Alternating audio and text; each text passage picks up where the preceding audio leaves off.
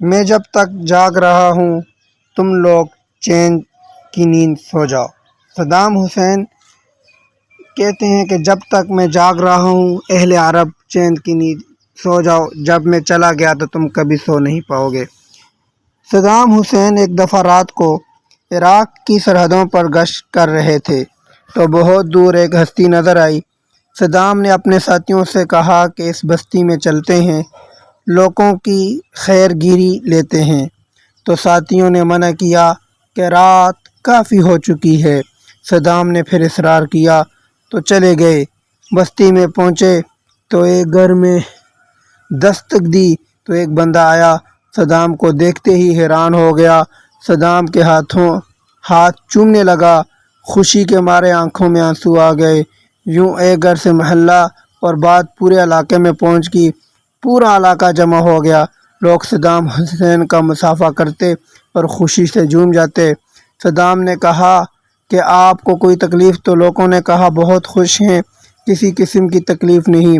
Saddam نے کہا بس میرے لیے دعاؤں کی درخواست ہے، جب تک میں جاگ رہا ہوں اس وقت تک چین سے سوتے رہو، جب میں چلا گیا تو تم کبھی سو نہیں پاؤ گے۔ محترم قارئین کرام، صدام حسین کی اس پیشن گوئی کہے یا قول اقوال کہے، آج بہت قول اقوال پیش گوئی سچ ثابت ہو گئی۔ تاریخ گواہ ہے کہ صدام زندہ تھا تو عراق کی بیٹی بھی محفوظ تھی، شام کی بیٹی بھی محفوظ تھی، یمن کی بیٹی بھی محفوظ تھی۔ یوں سمجھیں کہ پورا عرب سکون کی نیند سوتا اور سکون کی نیند اٹھتا تھا۔ اچانک عرب نے یورپ کا ساتھ دیا، صدام کو تنہا کر دیا۔ یوں امریکہ نے عراق پر چڑھائی کر دی اور صدام حسین کو تختہ دار پر چڑھایا۔ آخری الفاظ صدام حسین کے، اگر میری انگلی بھی اگر شیعہ ہوتی تو میں اسے بھی کاٹ کر پھینک دیتا۔ یوں صدام حسین کو پھانسی دے دی گئی۔ وہ دن اور آج کا دن اہل سنت مسلمانوں کی نسل کشی شروع ہے، پہلے عراق پر اور اب شام پر ظلمت و بربریت جاری ہے۔